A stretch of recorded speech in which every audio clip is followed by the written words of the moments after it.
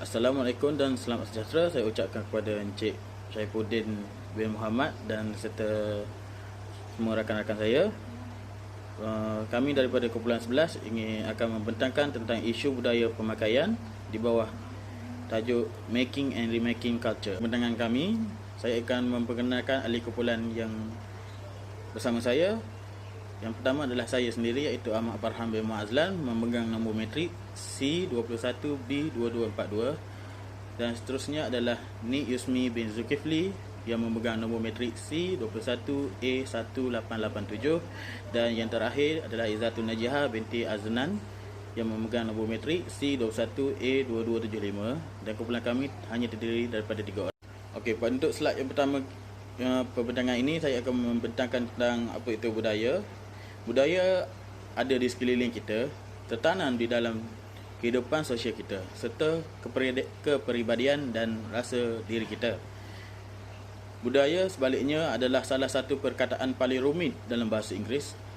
Menurut pakar kajian budaya iaitu Raymond Williams, budaya adalah istilah yang biasa digunakan untuk merujuk kepada tanggapan terhad tentang seni dan kemanusiaan. Budaya dalam erti kata yang luas juga merujuk kepada tingkah laku, kepercayaan dan persepsi masyarakat.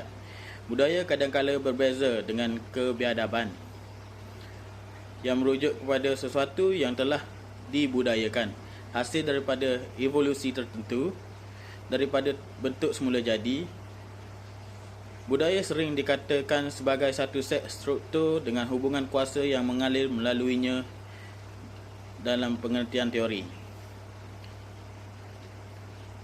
Budaya juga ada cara yang berbeza dan lebih moden untuk membezakan definisi budaya adalah dengan mempertimbangkan bagaimana budaya secara teorinya dibayangkan sebagai sesuatu yang bertentangan dengan materiality, teknologi dan struktur sosial dari mana budaya berbeza, atau sebagai ruang idea bukan material yang juga jelas sekali abstrak. Konsep-konsep budaya lain memberi penekanan yang kuat pada kebebasannya dari sistem sosial dan ekonomi. Dan saya akan serahkan kepada rakan saya, iaitu Nik Yusmi bin Zulkifli untuk meneruskan pada slide yang seterusnya lah. Seterusnya kita pergi pada topik asas teori dan budaya pemakaian. Okey, budaya adalah sistem dari pola tingkah laku yang diturunkan secara sosial yang bekerja menghubungkan komunikasi manusia dengan lingkungan ekologi mereka.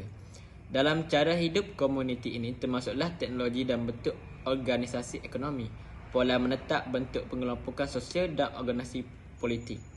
Bila budaya dipandang secara meluas sebagai sistem tingkah laku yang khas dari suatu masyarakat, maka berlakulah perpindahan budaya. Baju tradisional masih lagi relevan seiring dengan kemajuan yang dicapai oleh negeri hari ini. Seperti yang kita tahu, kajian ini dilakukan adalah untuk mengenal pasti penambahbaikan yang dilakukan terhadap budaya pemakaian zaman dahulu hinggalah sekarang. Pakaian tradisional Melayu memainkan peranan yang penting dalam memupuk perpaduan. Hal ini dapat dibuktikan melalui pakaian baju tradisional Melayu oleh kaum lain dalam kehidupan seharian tidak mengira tempat dan masa. Kini baju tradisional bukan sahaja dilihat sebagai lambang kebangsaan, malah tidak lagi dianggap sebagai pemakaian yang hanya boleh dipakai untuk majlis keagamaan sahaja.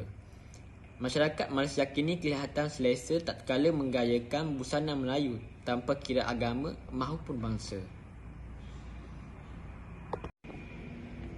Okey, seterusnya kita beralih kepada topik tentang isu dan perbincangan. Seperti yang kalian semua tahu, isu kita pada kali ini merupakan isu tentang budaya pemakaian tradisional. Okey, pakaian membawa makna apa sahaja yang dipakai di badan seperti baju dan seluar, manakala tradisional bersifat atau bercorak tradisi, dan masyarakat merangkumi umat manusia, kelompok manusia, komuniti, kaum, suku, puak dan sebagainya. Secara umum, pakaian merupakan alat untuk melindungi tubuh untuk memperindah penampilan.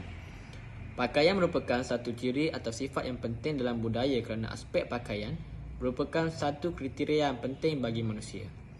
Pakaian kaum Melayu dikategorikan kepada dua, iaitu golongan wanita baju kurung dan golongan lelaki pula baju Melayu. Baju kurung lazimnya diketahui sebagai sejenis baju yang longgar yang labuh, kadangkala hingga ke lutut dan dipadankan dengan kain panjang yang melipat tepi. Okey, seterusnya ialah pakaian tradisional kaum Melayu juga telah mengalami evolusi. Okey, sebelum kedatangan Islam di tanah Melayu, perempuan dan lelaki di tanah Melayu hanya berbaju kurung. Baju kurung lelaki dan perempuan sedikit berbeza ketika itu kerana baju kurung lelaki agak ketat dan berseluar singkat, manakala wanita hanya memakai kain sarung dengan melilit seluruh tubuh ataupun berkembang sehingga. Seterusnya ialah cadangan untuk memantapkan isu budaya pemakaian. Yang pertama ialah mempromosikan pemakaian budaya dengan menganjurkan pelbagai pameran pakaian yang ada pada kaum tertentu. Dengan itu, membuat periklanan dengan pembinaan poster papan iklan dan risalah juga dapat meningkatkan semangat kebudayaan dalam sesuatu masyarakat. Yang kedua ialah mengadakan program pertukaran budaya. Dengan program pertukaran budaya ini dapat mengekalkan budaya pemakaian pakaian yang tradisional yang seharusnya diwarisi dari generasi kepada satu generasi yang akan datang. Yang seterusnya ialah kerajaan memainkan peranan dalam mengekalkan budaya pemakaian tradisional. Hal ini dengan adanya kekal budaya ini dapat mempopularkan kembali pemakaian tradisional dalam sebagai contoh mengadakan pertunjukan pemakaian tradisional dalam setiap budaya untuk menunjuk pentingnya pemakaian dalam setiap budaya. Yang seterusnya ialah menjalinkan hubungan baik antara kaum dan budaya. Dengan hal ini dapat mempelajari setiap adat pemakaian terdapat dalam budaya seperti Melayu, Cina dan India. Sebagai contoh, kaum Melayu dengan berpakaian berbaju kurung dan berbaju Melayu, dan kaum Cina ialah mengikut pemakaian dalam budaya mereka iaitu Cheongsam, dan India ialah sari. Seterusnya ialah akhir sekali ialah penutup.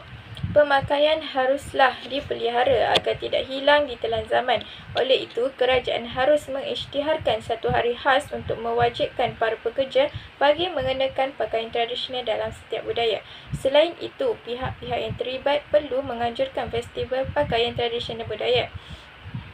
Hal ini dapat dibuktikan melalui pemakaian setiap budaya oleh kaum lain dalam kehidupan seharian, tidak mengira tempat dan masa. Pemakaian dalam budaya bukan sahaja dilihat sebagai lambang kebangsaan, malah tidak lagi dianggap sebagai pakaian ini hanya boleh dipakai mengikut majlis keagamaan sahaja. Sekian, terima kasih.